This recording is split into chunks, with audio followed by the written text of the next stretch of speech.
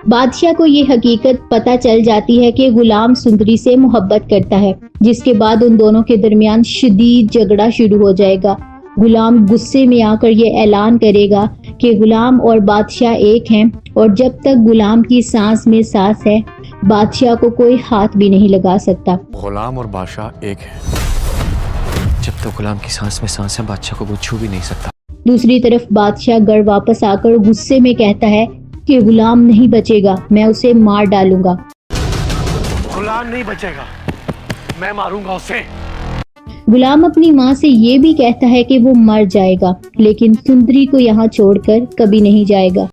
फिर बादशाह गुलाम को बुरी तरह मारता है और गुलाम की माँ उसे किसी तरह वहाँ से बचाकर ले आती है। मर जाऊंगा मैं, सुंदरी को यहाँ नहीं छोड़ के जाऊंगा, मैं बता रहा हूँ।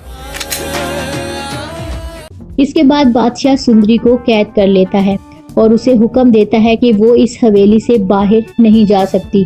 सुंदरी भी हिम्मत दिखाते हुए कहेगी कि कौन रोकेगा मुझे, जिस पर बादशाह जवाब देगा कि मैं, और फिर गुस्से में आकर वो गिलास तोड़कर कांच को अपने हाथ पर लगा लेगा। तुम इस हवेली से बाहर नहीं जाओगी। कौन रोकेगा मुझे?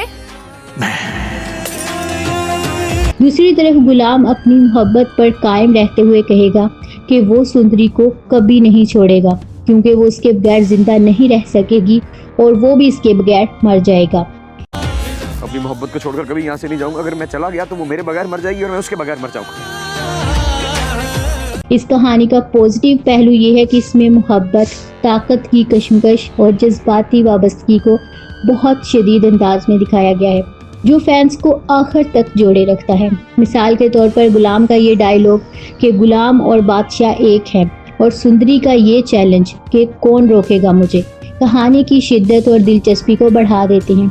लेकिन नेगेटिव पहलू ये है कि इसमें हद से ज़्यादा तशद्दुद, गुस्सा और टॉक्सिक रवैये दिखाए गए हैं, जिसकी वजह से कहानी का माहौल काफ़ी हैवी और परेशान कुन महसूस हो सकता है। तो आपको ये प्रोमो कैसा लगा हमें कमेंट्स में ज़रूर बताएं।